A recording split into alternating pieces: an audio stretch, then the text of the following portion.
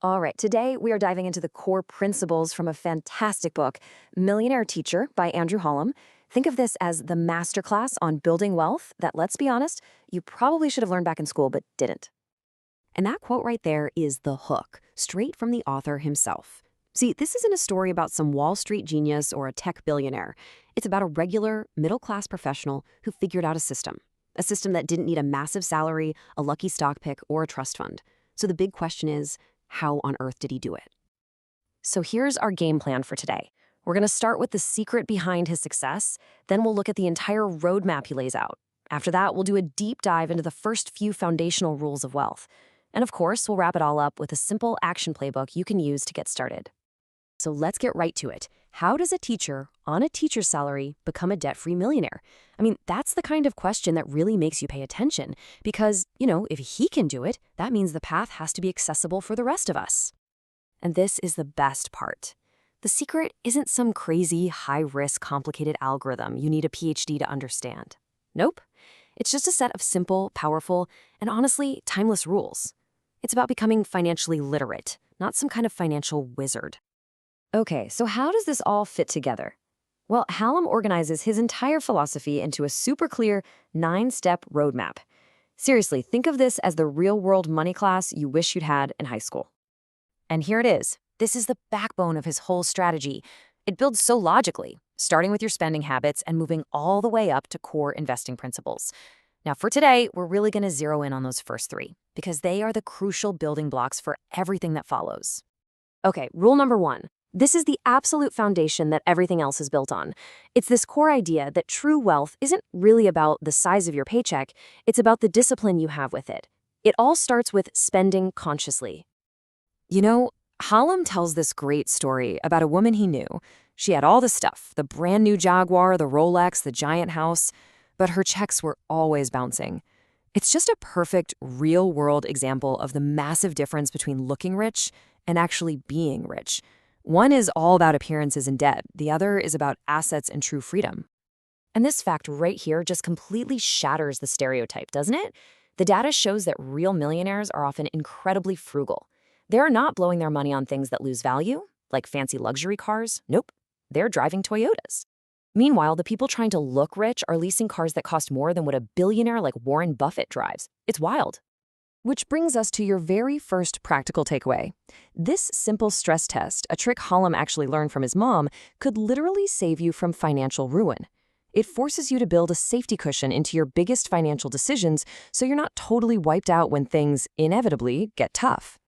Let's move on to rule number 2, mastering what Einstein supposedly called the 8th wonder of the world, compounding. This is where you learn how to make time your number 1 ally. Your financial superpower, really, turning small, consistent actions into an absolute fortune.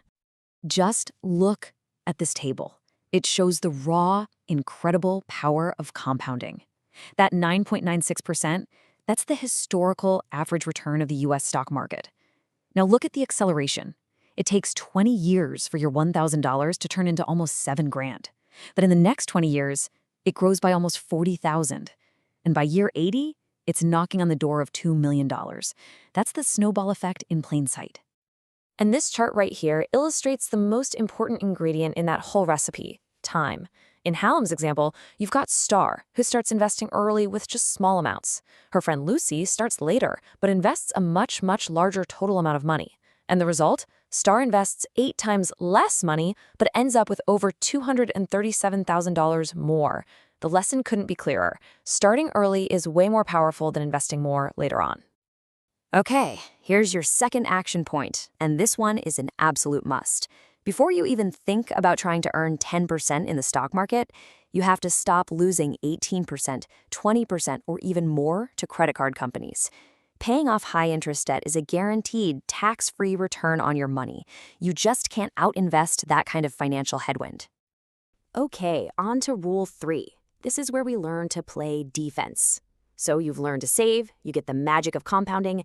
Now you have to protect that growing snowball of money from an industry that is practically designed to chip away at it with tiny, almost invisible fees.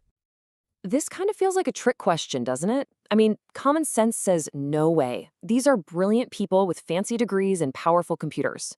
But Hallam argues, and he's got a mountain of evidence to back it up, that not only can you beat them, it's actually shockingly easy to do. And the tool you use to win this game is the humble index fund. It's simple. It's not trying to be clever or pick the next hot stock. It just buys a tiny piece of every single company in a major market index like the S&P 500. And then it just holds on. Its real superpower is its incredibly low cost. And hey, if you need a second opinion, here it is from the most famous investor in the world, Warren Buffett, along with a whole chorus of Nobel Prize-winning economists that Hallam cites in the book. They all say the same thing. For almost everybody, indexing is the smartest, simplest, and most effective way to invest your money. So why do the funds that most advisors sell almost always underperform? Well, as you can see here, they're being eaten alive from the inside out. They are just bogged down by all these layers of fees. Fees to pay the managers, fees to cover marketing, costs for all the constant trading. All these little percentages create a massive drag on your returns over time. And here is the proof in the pudding. This chart shows what would have happened if you put $100 into only the top-rated 5-star managed funds versus a simple, boring index fund. After taxes, the so-called best funds turned your $100 into $165. The boring old index fund, it turned it into $271. The data doesn't lie. Trying to pick last year's winners is a losing game. Which brings us to our third and final action point. It's simple. Make low-cost index funds the absolute foundation of your portfolio. That one decision protects you from all those wealth-draining fees and basically aligns your money with the long-term growth of the entire market. All right, let's bring it all home with a quick recap. I know we've covered a lot, but it really just boils down to 3 simple, incredibly powerful actions. This is your playbook. This is how you get started. Here it is. Number 1, get control of your spending and your debt by stress testing any big purchase. Number 2, get rid of those guaranteed losses from high-interest debt before you even try to get gains from investing. And number 3, build your wealth patiently and effectively with low-cost index funds. And we'll end on this thought. What Andrew Hallam's work proves is that the rules of wealth aren't really that complex. They just require discipline. The path is laid out right in front of you. The question isn't how anymore, it's when. So really, what's stopping you from taking that first step?